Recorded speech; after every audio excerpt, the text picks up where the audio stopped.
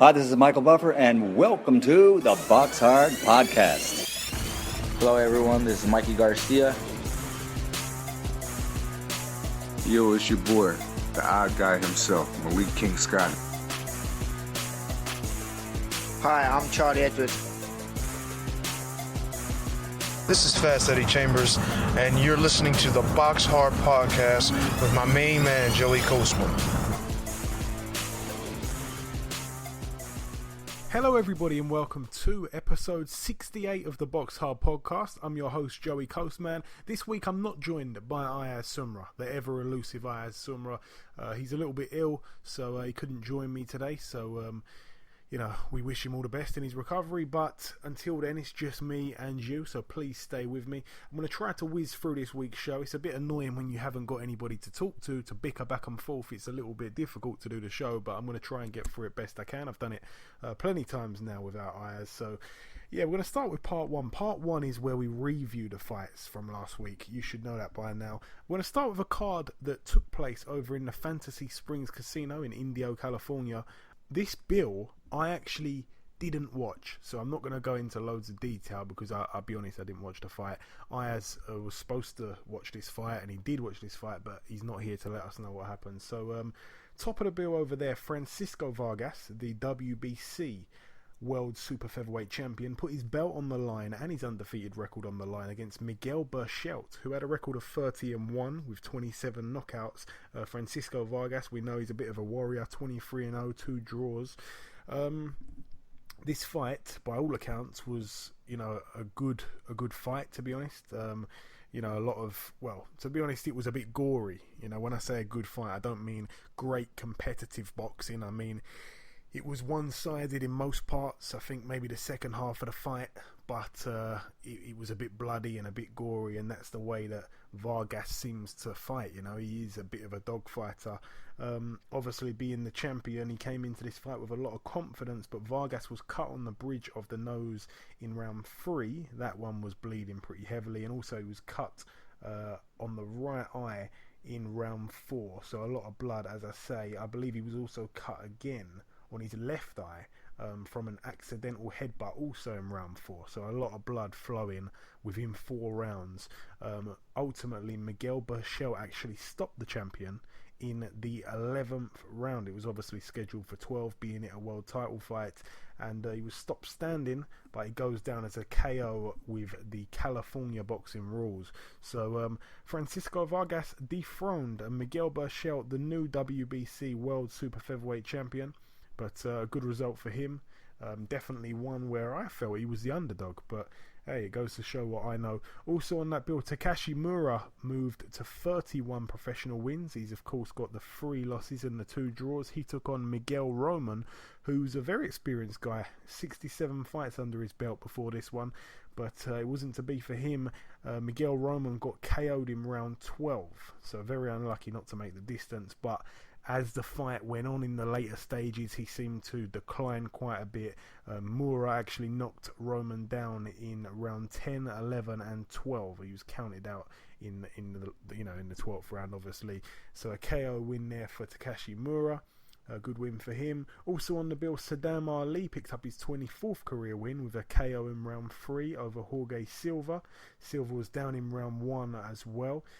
So a good win there for Saddam Ali. And that's really it for that bill. That bill, not too much going on that bill. But by all accounts, again, it was very, a lot was going on. It seemed to have more action, apparently, than the Carl Frampton bill, which we're about to talk about now, or I'm about to talk about now.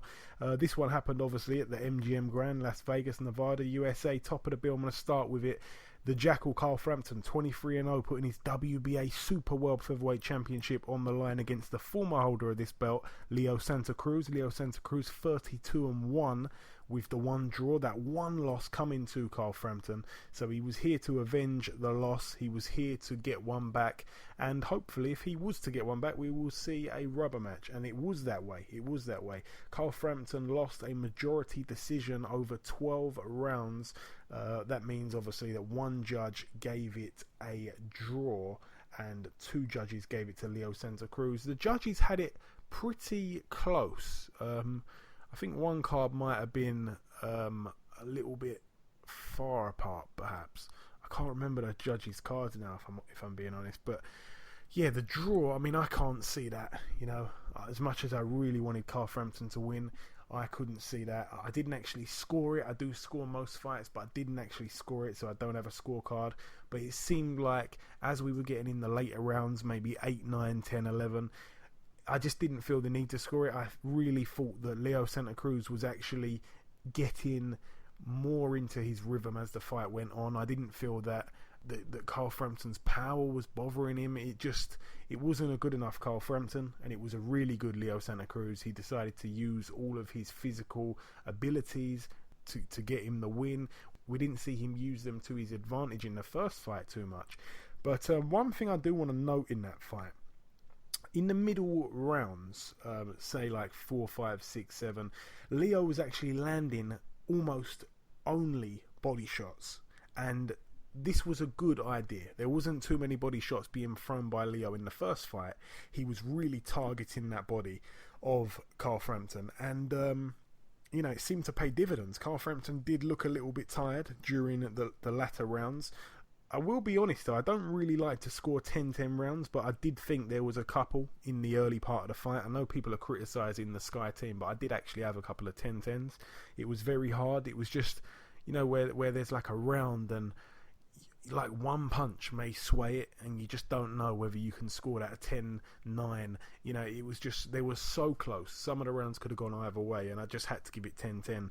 I think I may have had 2 10-10s, maybe 3, but they all kind of took place within the first 4 or 5 rounds. It was very close during those rounds there. Leo Santa Cruz was counter-punching and using his jab very well throughout the fight. No one necessarily dictating the pace more than the other one. You know, they were taking turns in the center of the ring. You know, last 10 seconds of many of the rounds, Leo Santa Cruz would go all out and try to influence like a possible tight round to score in his favour in front of the judges. And Carl would actually do the complete opposite. He kept dropping his hands and slipping and evading everything that Santa Cruz threw.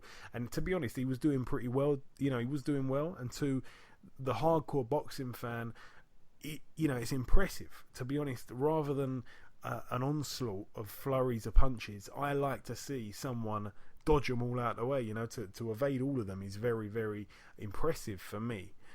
Even more so than the flurry that Leo Santa Cruz was putting together. But some of those punches were landing.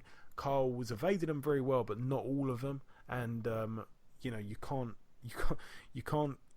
score the last 10 seconds of any of those rounds to Carl Frampton, because every time he was letting Santa Cruz do the same thing. I thought maybe he was going to let him do it a couple of times, then surprise him and throw some sort of counter or some big uppercut or something like that, but no, it didn't come.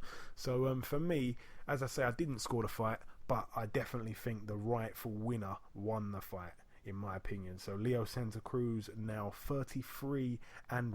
He's avenged his loss, and of course he's got that one draw. He's the new WBA Super World Featherweight Champion again.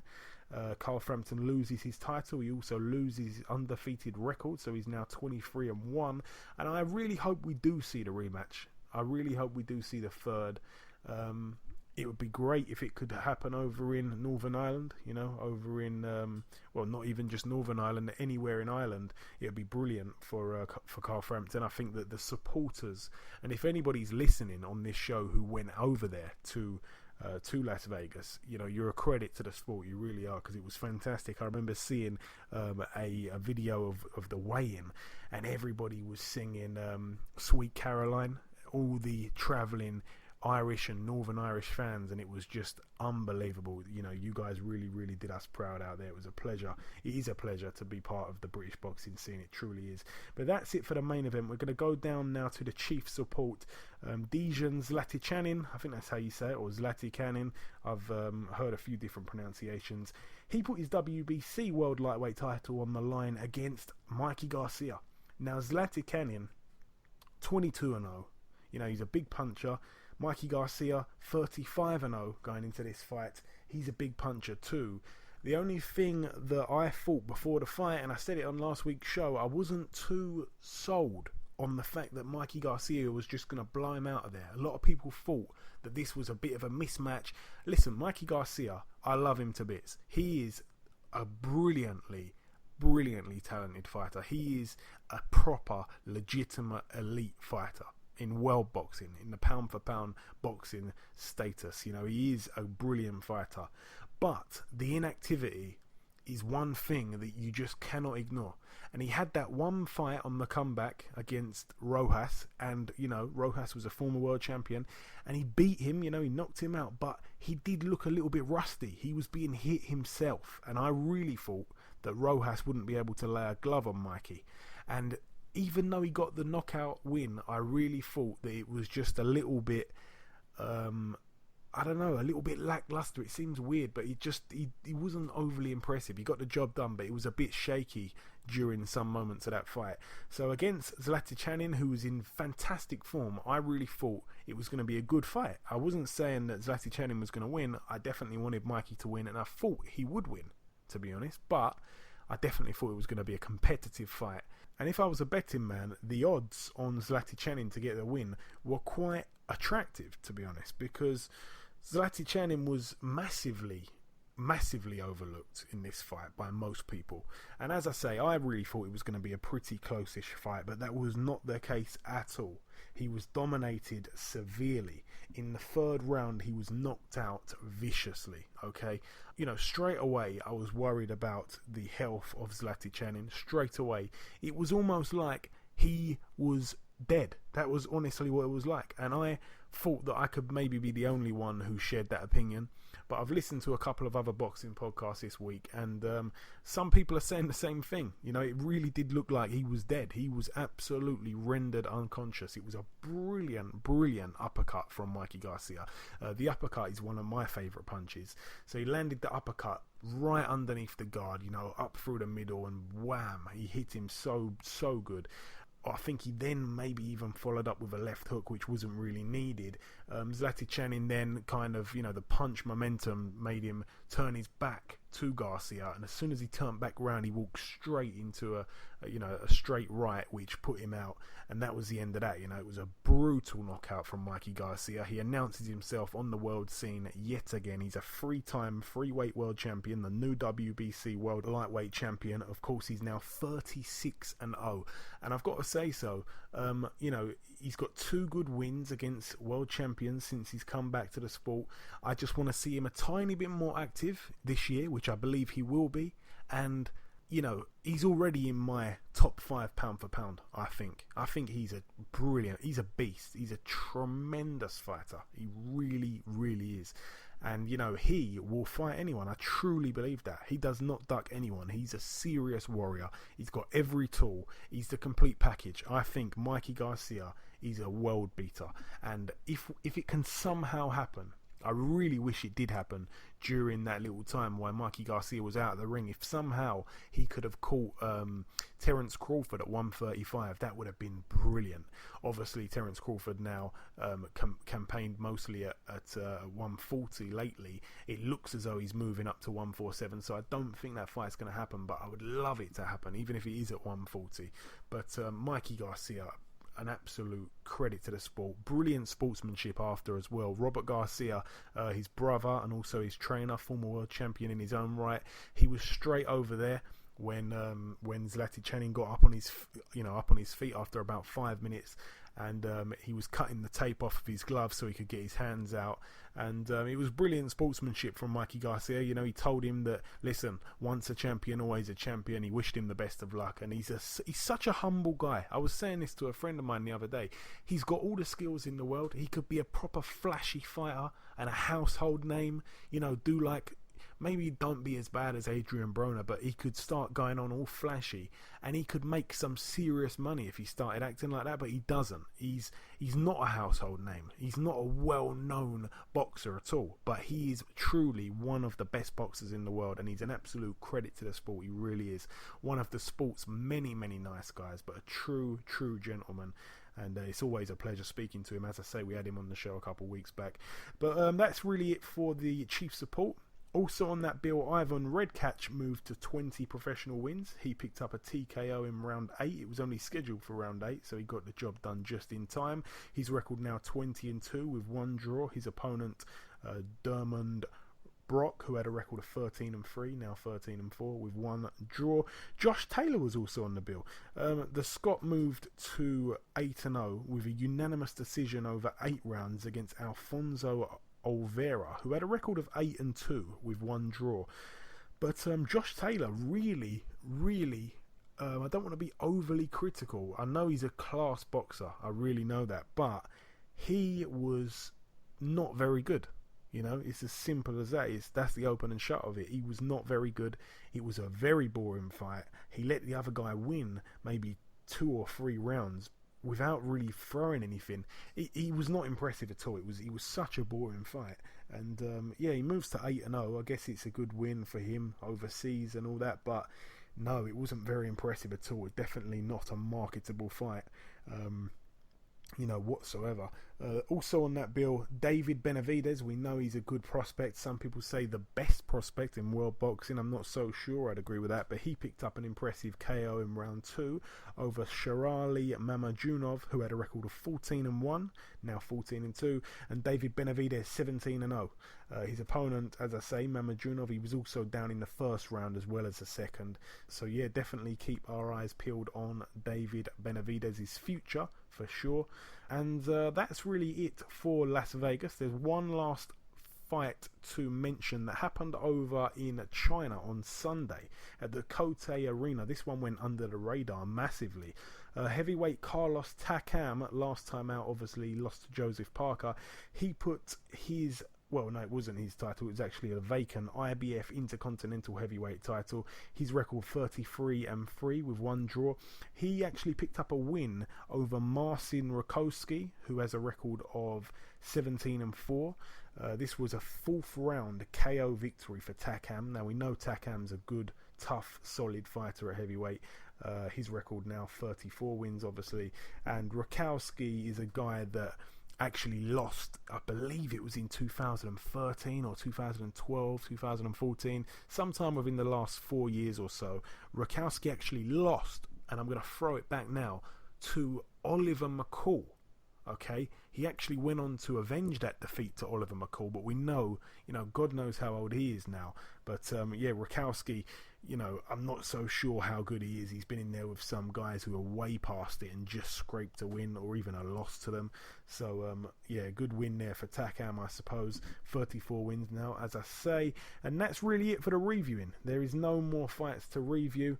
That's really it for that. Ayaz is not here with this week's news. So when we begin part 2, just after we spoke to our first guest, part 2 will consist of the preview part and this week's news. So the last thing we've got to do before we end part 1, of course, is to welcome guest number 1.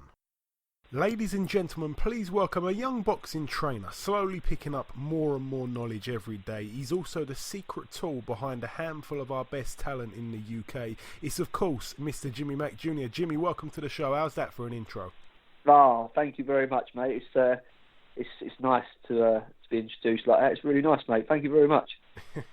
It's my pleasure, man. Now, Jimmy, I'm going to ask you what's next for everyone that you're training at the moment. But first, what is your reaction to James DeGale and Badu Jack? Obviously, you was out there with James. It ended up being a draw. Fair verdict? Well, at the time, when the fight had just finished, I thought, do you know what? It was a hard fight. It was a close fight, and especially with the knockdown in the last round, I was thinking, oh no, being on a Mayweather show here in America with 3 American judges and an American referee, I was thinking, is it going to be one of them nights? But other night, that was it. They both went away. They both kept their belts, and I thought, that was probably like fair at the time. But since I've come back and watched it, I've watched it like 5 or 6 times now, and I had James winning by 2 rounds. So I agree with the first judge to actually give it to James by 2 rounds.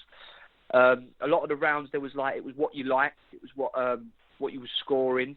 Was it James's flurry of clusters, or was it Badu Jack's sort of he was landing sort of accurate shots to the body, or you know what I mean? And he was using his physical presence or whatever. But ultimately, when I come back, I scored it to James by 2 rounds, and I've watched it a couple of times, and I've scored it exactly the same. So, yeah, then, like, people I'm talking to out, some people are going, well, you know, I thought that was a fair result, a draw. With the knockdown, I'd have had him winning. And other people have said, like, yeah, like, they thought, like, James should have still got the nod. I've had no one sort of come up to me and say they thought, you know, look, they edged it to Badou Jack or anything. So it's one of them ones, really. But the main thing is he's still IBF world champion. And that's the main thing. He's still champion of the world. Yeah, absolutely. And, you know, we know that James, you know, he's took on a nutritionist for that fight. We knew that he introduced a nutritionist to his camp. And we know that he looked in brilliant physical shape. Probably the best shape I've ever seen him in, to be honest. He still seemed to fade away during the mid-rounds, which we've seen him do before. When he does this, obviously he allows his opponent to win a few of them rounds, and it all ends up kind of finishing a bit nervy. You kind of don't know what's going to happen, especially, as you say, on these away cards that he keeps fighting on. Obviously, you see him train day in, day out. By all accounts, he's super fit. Why does he do that? Is it mentally? What is it? Why does he fade away? Do you know what? Mid-rounds? With the Dirrell fight, it was almost sort of like he sort of took his foot off the gas because he was sort of had the knockdown early, and you know, Dirrell come back into the fight, and he was very good technically. With the Medina fight, it was just a case of just like, with like all due respects to Porky Medina, James just basically felt he wasn't in his class, which is, you know, a dangerous move, especially boxing at that level. They're there for a reason, and he could just show when James wanted to put his foot on the gas, he could do what he pretty much wanted with Medina. And with the Badou Jack fight, what actually happened is he sort of got thrown off a little bit when his teeth come out. It was nothing to do with him fading. He was in the corner, and he rather than him actually saying to myself, do you know what? This is what I've got to be doing, this is what I've got to be doing. It was like, he's knocked my teeth out. How many teeth he knocked out? But how many though? But Jim, how many teeth he knocked out? Don't worry, I've got them in my pocket. All right, all right, sweat. But so it was a lack of, it sort of threw him a couple of rounds, like the teeth and all that, and obviously he sort of went towards him a little bit, and just sort of like basically played him at his own game, which was like mad at the time. But in them sort of fights, and like you sometimes do get dragged in, you ain't gonna have it all your own way. And I thought, if anything, I thought Badou Jack was fading, and James actually finished the 10th and 11th really strong, and then come out at the start of the 12th and was started well, and obviously with a knockdown that give Badou Jack the, you know, that push to like, right, let's really like try and like get it done now. And at the end of near the end of the round, last 15, 20 seconds, James come firing back at him. So his fitness was spot on. But yeah, other than his teeth falling out, which threw him for a bit, that was a bit of a mare. And another thing that was a little bit like, well, we didn't notice at the time, they was actually getting, Badou Jack's team was actually getting the official scores in between rounds. So Mayweather was actually telling him how he was getting on the scorecard. So he knew going into that last round that he needed a knockout to win. So I'm guessing, like, if we'd have known the scores, we'd have just said, listen, just go out and run. You ain't got to do nothing. Just go out and run. You've won it unanimously. So, yeah, it was just one of them, really. Jesus, yeah, that is bad. Obviously, after that fight, you know, Jack's vacated the WBC, which is a bit frustrating. I'm sure that James was probably not too happy about that. I know he straight away wanted that rematch. And from the American point of view, I've read a lot of people online from the US who are giving James some serious credit. You know, he did himself proud out there. He fought like a warrior. Again, in that 12th round, you know, no one saw that knockdown coming, and he was just. It wasn't like he was hurt. It was like he was exhausted because it had been such a dogfight. And for him to get up and still finish strong was just, you know, it's just amazing. Obviously now we're unlikely to see the rematch, which would have been nice. It looks like Callum Smith could be fighting Anthony Dirrell for the vacant title. Should that fight come off, who do you see winning that one, Jimmy? I think it's a hard one to call, really. I think a big plus for both of them is where the fight actually is. If the fight's in America, I don't know how Callum Smith boxes away from home. I don't know how he travels. But if the fight's in Liverpool, I'll give him an excellent chance. The only thing is with Callum Smith, no one knows how good or how not good he actually is, because the fighters on his record, like the best fighters on his record so far, Rocky Fielding Rabras and Mohammadi, and they're all sort of like, British, fringe, sort of European to world level, but he hasn't boxed anyone where you go, I don't think he might win this. Do you know what I'm saying? There's a few people out there where you go, do you know what? I don't know. And listen, he might be the real deal. And I think he will. If I had to put money on it, I'd say I'd back Callum Smith to win. But at the moment, it's the unknown, because no one knows just how good he is. Is he world class? We're gonna see. We're gonna find out. Yeah, definitely an intriguing fight, that one. I know he fought over in the States before. He got an early knockout, but again, he wasn't against an opponent of note or anything like that. Yeah. Right, I want to ask you about your other guys that you're looking after. I want to know what's going on with Reece Bellotti. When's he out next? I told you about the time when he gave up his seat for Raj, didn't I? Yeah, that's right. Yeah, Reece is boxing on the 17th of March at York Hall. I don't know how much I'm allowed to say, so I'll just sort of basically just put it I think he's topping the bill, and I'm not really allowed. I don't know whether I'm allowed to say what it is or what it's for and this, that, and the other. So I'll just say he's topping the bill, and it'll be in a good domestic fight. Yeah, that's fine. And Jake Bull, obviously, he's out on the March card as well, from my understanding. I was ringside at his last fight, a bad shock loss. A big upset knockout. It was crazy because the whole venue went quiet. You could hear a pin drop when that happened. It was such a shock. Yeah. And I mean, in a way, I'm quite happy that he's sort of wanted to get straight back out to try and get back to form, because he had some good momentum going at that point. So just quickly on the just reflecting on that loss, it come early, obviously first round, and now how quick he wants to bounce back in and get another couple wins under his belt. How's he doing? Yeah, do you know what, Jake's a good kid. He obviously going into that fight, we was obviously really extremely confident that at this stage of their careers that you can just you can turn up and beat these people, but that always isn't the case, as it showed on the night. Jake said before he spoke things through before with Eddie and stuff, and, looking at future plans and stuff, and was looking ahead as to what is down the line opposed to what is actually in front of me now. And at the start of the round, it sort of, it come out, it was pretty quick. I think Jake hit him with a good backhand, and he sort of wobbled a little bit, and he's jumped on it and tried to finish the job early rather than, really have a look at him and think, is he ready to go or whatever. He's jumped on him, tried to take him out early in style, and ended up getting caught with one himself. And obviously it went a bit mad. He ended up over the ropes and back in, and he got hit on the way over the ropes. So he should have maybe been allowed to get a bit of time to recover or whatever. But no complaints. He's back in now. He's back training really well, and we're just waiting to see whether he's going to he'll probably have a 6 or an 8 rounder just at York or whatever. And we're just waiting now. No opponent confirmed yet, but he's it'll be fine. He'll come back, and I'm sure everyone will see what he's capable of. Yeah, I definitely agree with what you said there. That was exactly what happened. People forget that. He hit him with a good shot, and he was in trouble. And I think I've seen Jake do it a couple times now. When he gets someone hurt, he jumps straight in, He doesn't really take his time. He literally just goes all guns blazing, And it's worked for him so far, but he got caught with a counter, and that was it. It all just turned. So he was quite unlucky there, but people forget that. So I just want to know about this other fighter you've got. You've got a guy called, I think his name, I'm going to try to pronounce his name properly, Florin Cardos. He's a guy that he's not known too much, but you say he's a good talent. Yeah, Florin Cardos, actually, we've had Florin for about, I'd say, it must be close to a year now. And he boxed over in Romania, and he come over here. He was 14-0, and he had a title, the WBC Mediterranean. It ain't like a Mason, but it gives you sort of a recognition or whatever.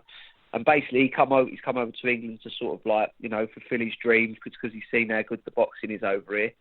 And our first fight with him, he actually we had a bit of a slip up, same sort of thing. He's absolutely toying with this kid, was pinging him about, got caught with a shot, had a bit of a wobble, and the kid sort of jumped on it, and the referee stopped the fight. Since then, he's had 3 fights. He's come back nice and strong. He's had 3 good wins. People don't know much about him, but he's a light welterweight. He's predominantly a southpaw, but he's an orthodox fighter as well. And he's a really, really exciting kid. He's got a big following, like being Romanian. He's got a lot of fans that come out to watch him box and whatever. And it'd be nice if he could, get a bit of exposure on a big show, because I know he's got the talent and the skill to do really well. This kid. It's hard for him, obviously, being over here from a foreign country like Romania to live in England, because I suppose promoters over here think, well, who is this kid, and what can he do, and like how many tickets can he sell, and this, that, and the other. But he really is a good fighter, and it's just exciting to see what's going to happen, really. So as long as he keeps winning, I'm sure people will start to find out about him. Brilliant stuff. Yeah, at the end of the day, we'll see. His actions will speak louder than his words and all that, and it will all come together in the end if he's as good as what he is.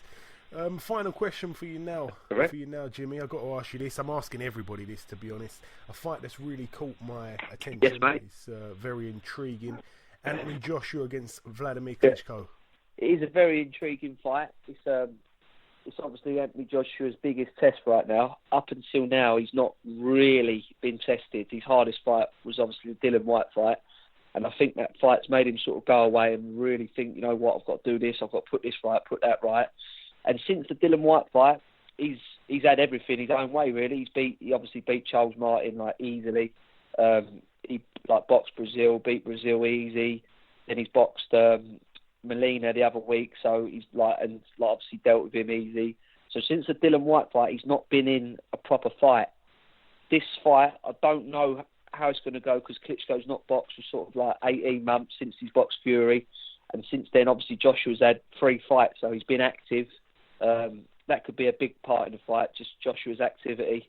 But I think right now, the stages they're both at in their careers, I think the timing's right now for Anthony Joshua to beat Vladimir Klitschko, and I think Anthony Joshua will probably stop him between 5 and 8 rounds, somewhere there. It could start off cagey.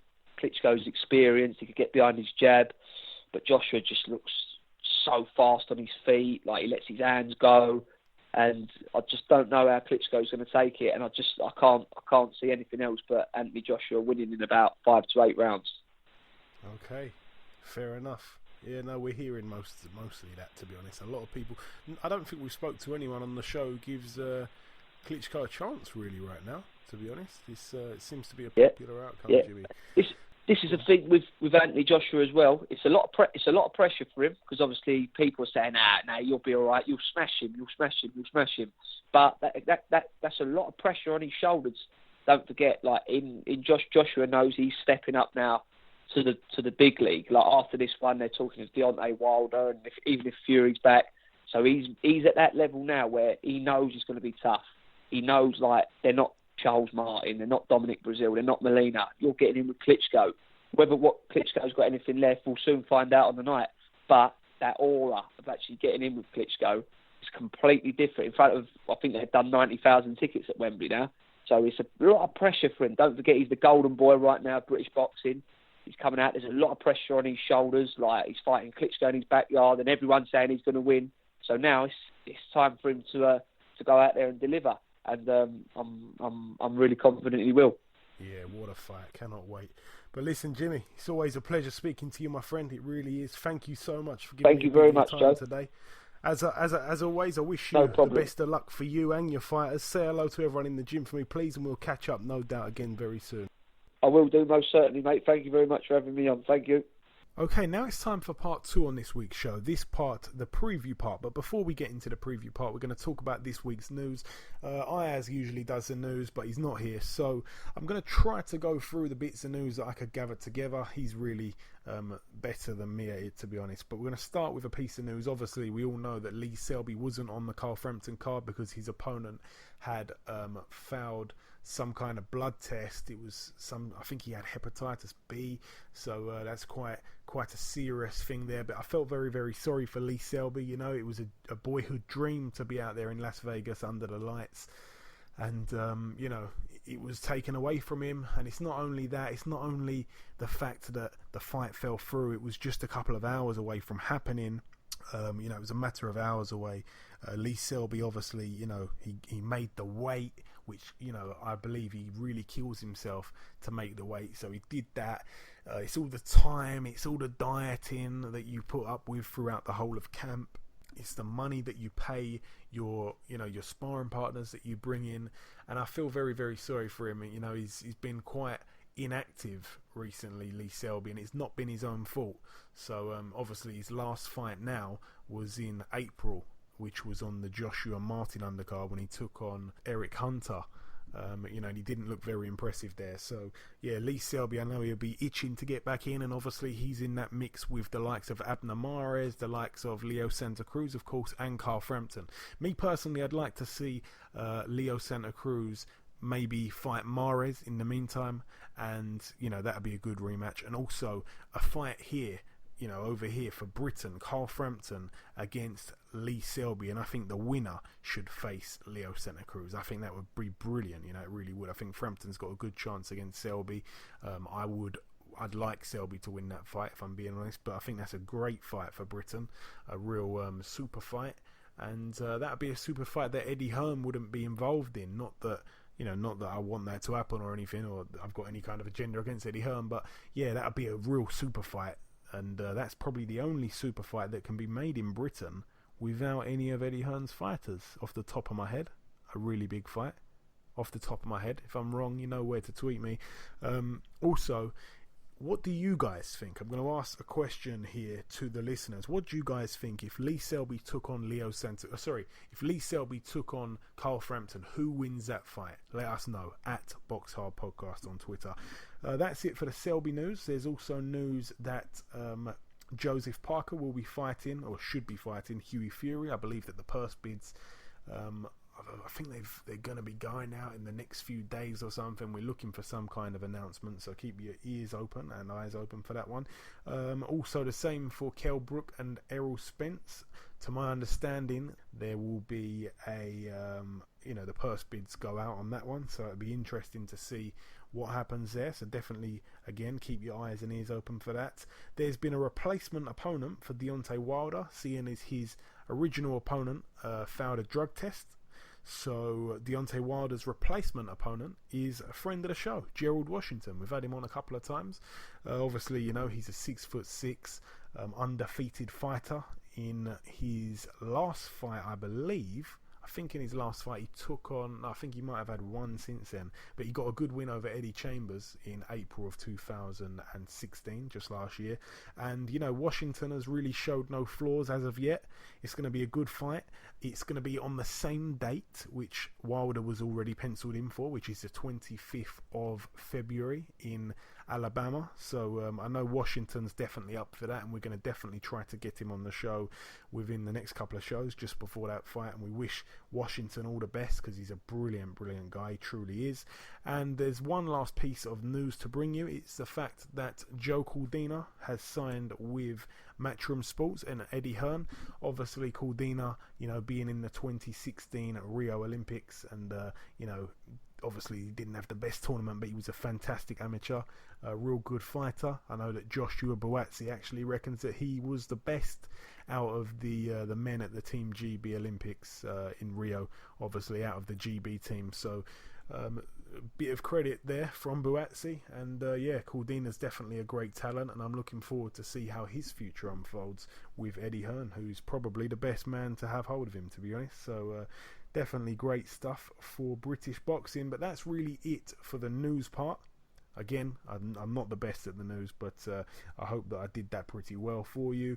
Now it's time for the previewing. Now this week there are not too many fights. There's one fight happening on Thursday at the Horseshoe Casino in Mississippi, USA. We're going to start with this one. One fight to mention on this bill: Sammy Vasquez, 21-1. He's in a 10-rounder at welterweight against Louis Collazo, 36-7. This is obviously a fight where it's a young guy coming up. Sammy Vasquez, obviously, he lost just recently, which, kind of put a bit of a spanner in the works for him, because he had some great momentum, a couple good wins under his belt. And Louis Collazo's the tricky veteran. He's been around for ages. He fought Ricky Hatton, he fought Amir Khan. He's a tricky old cat. Obviously he's a southpaw as well, so that could pose a couple of problems to Vasquez.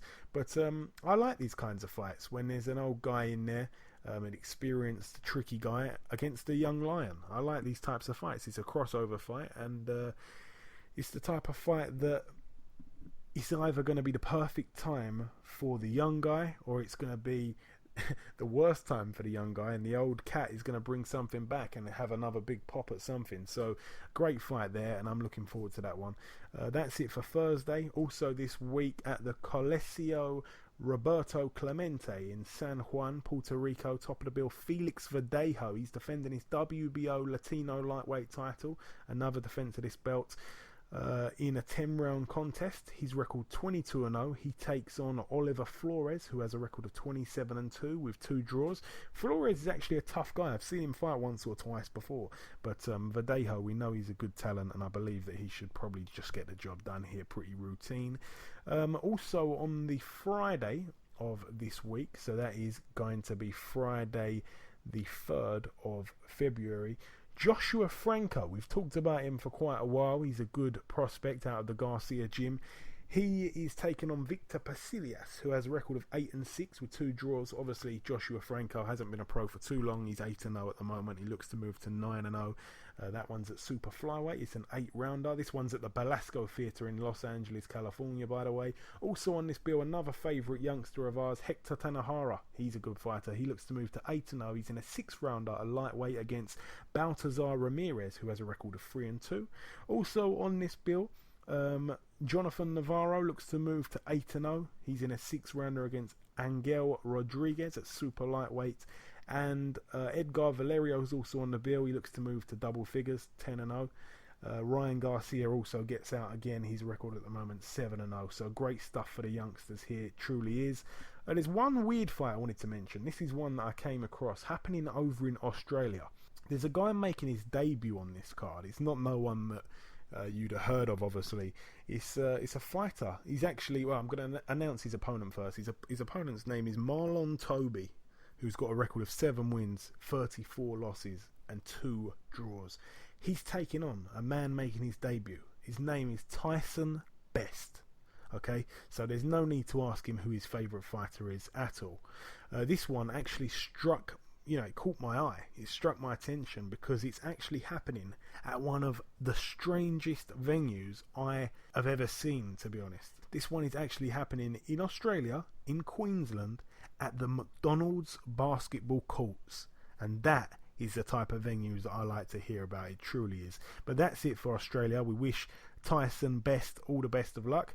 Dmitry Chudanov gets out in the Dynamo Palace of Sports in Moscow, Russia. His record 19-1 with 2 draws. We know who gave him that 1 loss. It was Chris Eubank Jr. He hasn't really fought anybody of note since then. He's taken on Zoltan Pap, who has a record of 14-3 with 1 draw. So all the best to Dmitry Chudanov. That's it for Russia. Now the big one. I suppose it is the big one. It's the ITV pay-per-view card. This one happening at the Olympia, Kensington, London, United Kingdom. Top of the bill, Reynold Quinlan, 11-1. The IBO World Super Middleweight Champion. He's putting his belt on the line. Remember, you can make what you want of the IBO World title. You can say it's a world title, a genuine world title if you want. You can say it's not. For me, it certainly isn't a genuine world title. So, it's a shame that this is being referred to by the Eubanks as a genuine world title. It's a bit disgraceful if I'm being honest. The thing that frustrates me most about Chris Eubank Jr. is he is super talented. I think if that fight against Billy Joe Saunders went a few more rounds, he could have stopped Billy Joe Saunders. And I love Billy Joe Saunders, But I think Chris Eubank Jr. is such a good talent. He's one of the, his fighting style is so watchable. It's TV friendly, it's exciting, but I just don't like these fights he's in, and I just don't know how long he's going to be fighting guys like this. No disrespect to Reynold Quinlan, he got a good win over Daniel Gill. He knocked him out, but that was a washed up Daniel Gill. and he'll be the first to admit it. And Reynold Quinlan, he just hasn't fought anyone else apart from that. But, hopefully he can bang a bit. Hopefully he makes it a bit exciting, because Chris Eubank Jr. really should walk all over him here. Chris Eubank Jr. obviously 23-1. There's nothing else really to be said about that fight. I think Chris Eubank Jr. probably stops Quinlan. And, yeah, that's really it. I can't say no more about it. I hope he wins, obviously, being a Brit and all. But I really want to see him in some big fights, and he believes that winning the IBO belt will set up some big fights. So hopefully he's right. Also on this bill, Ardin Diali. He puts his WBC International Flyweight title on the line against Andrew Selby. Ardin Diali, 32-10 with 4 draws. Andrew Selby 7-0.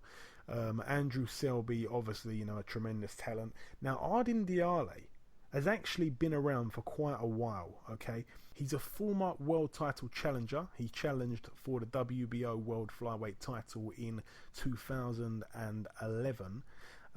He actually got knocked out in the 4th round against Julio Cesar Miranda, who's a good fighter.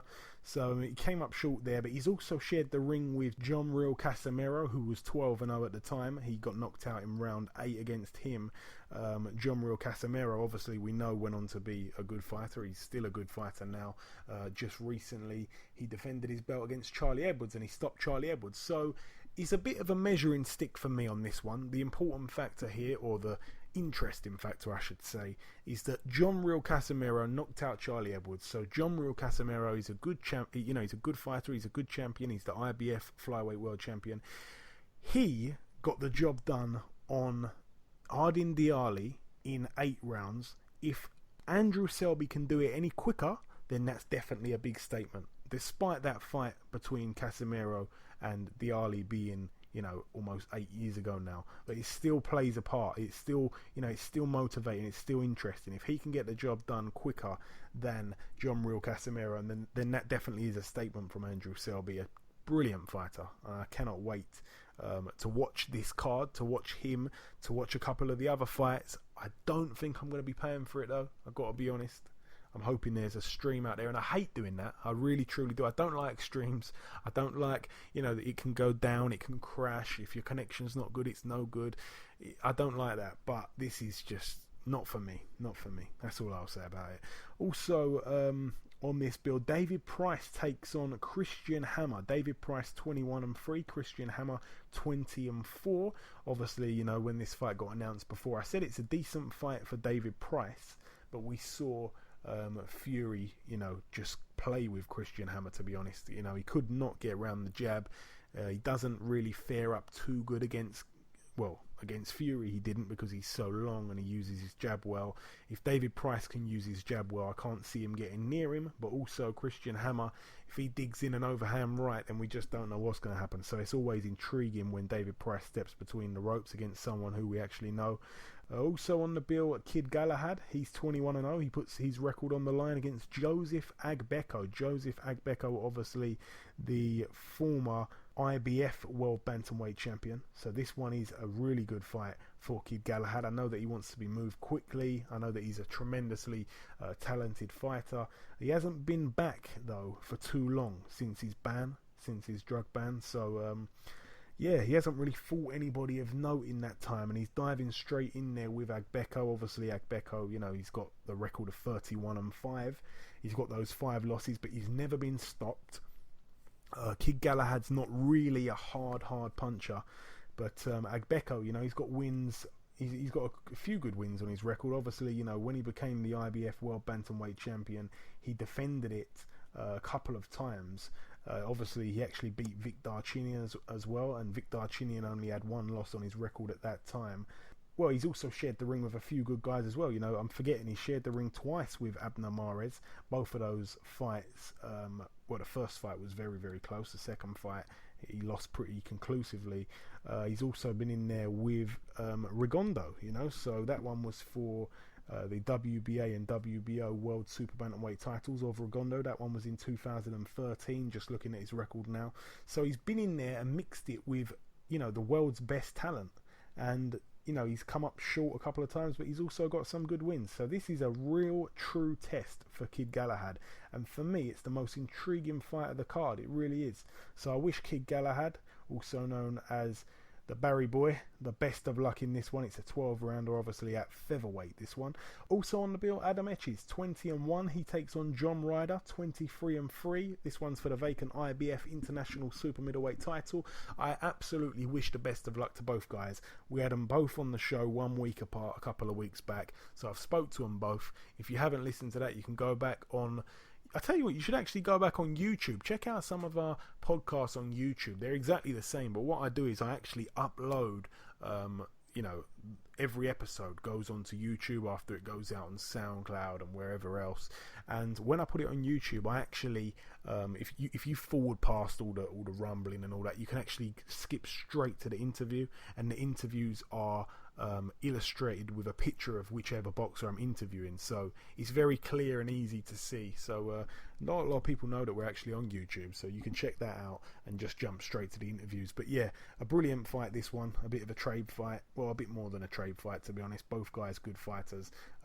Adam Etches, obviously, with the power. John Ryder, the boxer. Yeah, it's a good fight, and I really truly wish the best of luck to both men. They're great guys, always a pleasure to speak to both of them. They've been on the show before I last spoke to them as well. They're good servants to the sport, and it's a great fight. There's no disrespect. It's true good sportsmanship, and it's just a good fight. It's a true 50-50 in my opinion. Also on that bill, Jordan Gill, he gets out again. He looks to move to 17-0. Impressive fighter from the Ingle camp. It's a 6-rounder at super featherweight, this one. I'm pretty surprised, to be honest, that he's fighting a 6-rounder. He's already 16-0. Also on this bill, Chris Congo, he looks to move to 3-0. He's in a 4-rounder at welterweight as well. And that's really it for this week's fights, to be completely honest. That's really it for the previewing.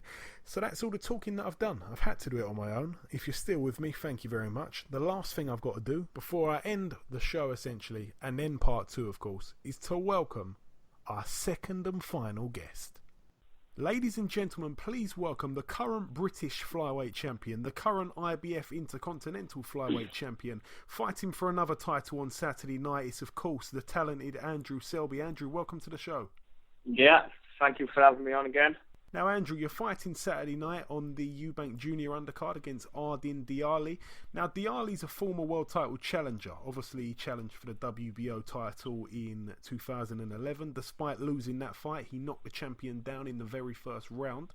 He's also lost to John Real Casemiro, the guy that stopped Charlie Edwards last year. Casemiro dispatched of him in round 8. Aside from that, Andrew, is there anything that you know about him as a fighter at all? All I know is just from YouTube, and it looks like he can bang. He looks a bit skillful. He's a good opponent, and that's what we want. We want that tough opponents to bring the best out of me. Then. Yeah. I know that you do. And how's camp gone this time around? Camp gone good? Yeah, it's gone good. No injuries or nothing. Weight's fine. Had some decent sparring. Went to the Ingle gym up in Sheffield, did some sparring up there, so it's all been good, yeah. Brilliant stuff. And this guy that you're fighting, being stopped by Casemiro in 8 rounds, I know that you're not going to go in there looking for a knockout, but is it in the back of your mind that you'd like to get the job done quicker than Casemiro did? Yeah, of course. Well, I stood next to him today. We had a face-off, and I felt really big next to him, so I think after the weigh-in I can refuel up and I'll be really strong because I'm feeling good now, and there's a day before the weigh-in. I don't feel weak. So hopefully I can get some good power shots off. But mainly I'm just open for the win in good style. Yeah, good stuff. Just looking good. Sorry, what did you say there? I cut you off. I just want to look good, basically, because it's on TV. Yeah, of course. Now, providing all goes well, how many more fights would you like ideally this year? A lot. I think they're going to keep me busy. My manager, Sanaga, I think he wants me to get a world title shot by the end of the year. So I'll be out a lot, I think. Okay. And, that's good because it's a good time for you, because I was looking today and I believe that the 2 governing bodies that have you ranked the highest, now, if I'm wrong, then please let me know.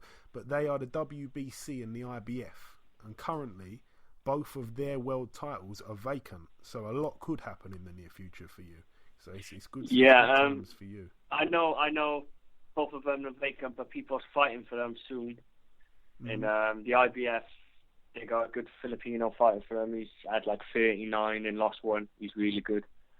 And then the WBC, I think, is a good Mexican.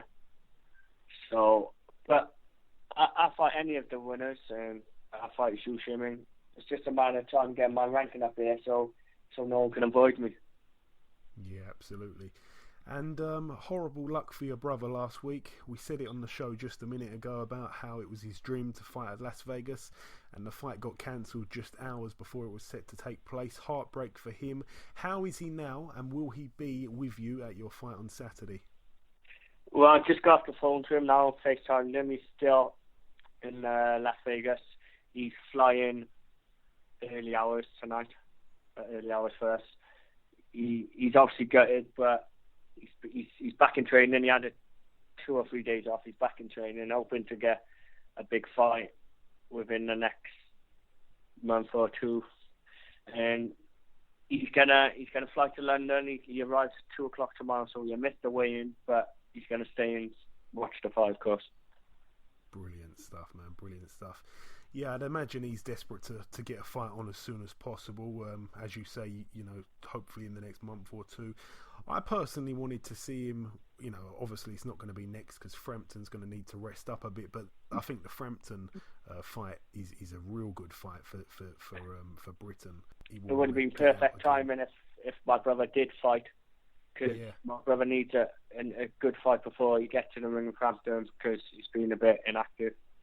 And we was hoping he would obviously win that fight and then get a big showdown with Frampton. Yeah, it would have been good, but hey, it might happen in the near future. We have to wait and see.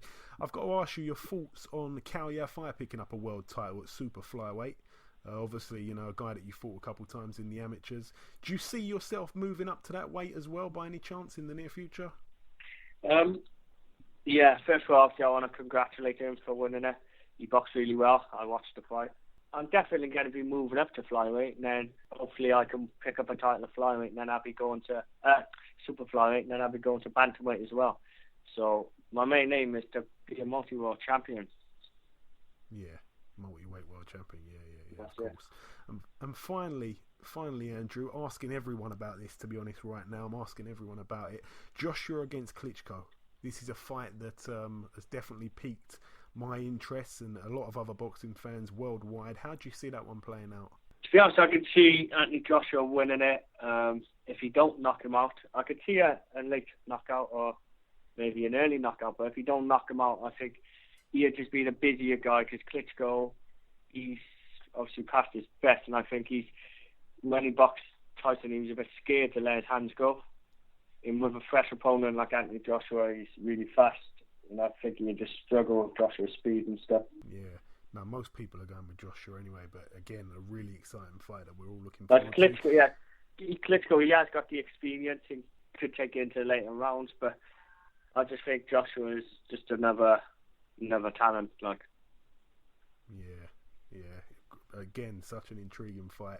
And finally, Andrew, I just want to give you a chance to thank anyone in particular, or any sponsors or anything like that, just before we let you go. Yeah, I want to thank all my sponsors. Obviously, I've got quite a few to name, but without their help, I wouldn't be where I am now, and they helped me with my training kit and stuff. And obviously, I want to thank my trainers and managers and fans, obviously. Yeah, and of course, your brother as well. Yeah, definitely. He helps me out all the time. He's basically one of my main sparring partners. So, yeah, thank him too. Excellent stuff. Okay, Andrew, listen, it's always a pleasure, mate. You know this yourself. Good luck for Saturday night. Say hello to your brother for me when he does arrive, and we'll catch up again in the near future. Okay, thank you very much.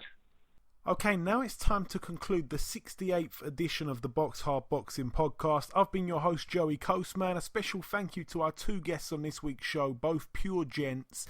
Andrew Selby and Jimmy Mack Jr. Thanks for staying with me throughout this week's episode. Remember to subscribe to us on iTunes to keep updated with all of our newest shows that come out each Thursday. We'll be back next week with another big show. As always, enjoy your weekends, stay safe, and we'll see you next time.